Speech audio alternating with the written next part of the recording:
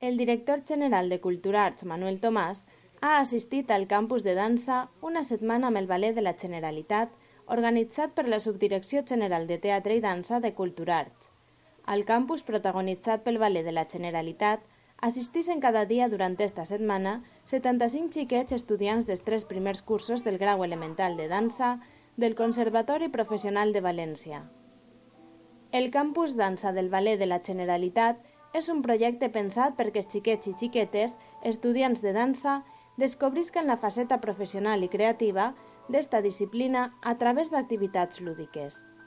Lo bonito de este proyecto es que Culturarts està intentant ajudar a que complir els somnis de molts d'ells. En aquests moments pensen i somien en ser professionals de la dansa i la veritat és que l'oportunitat que estem donant-los nosaltres és una que ens dona molt d'orgull i anem a insistir en aquesta línia. Pretén acostar als futurs professionals de la dansa al treball quotidià d'una companyia professional. En ell, els xiquets comparteixen durant una setmana el treball dels ballarins i professors amb classes de dansa, tallers coreogràfics, assajos, maquillatge, vestuari, etc. Tot això per a descobrir com és per dins el Ballet de la Generalitat. L'estudi es converteix en un lloc de creació i de trobada per als xicotets, on es potencien valors com el treball en equip, la disciplina individual, la creativitat i la imaginació artística de forma original y divertida.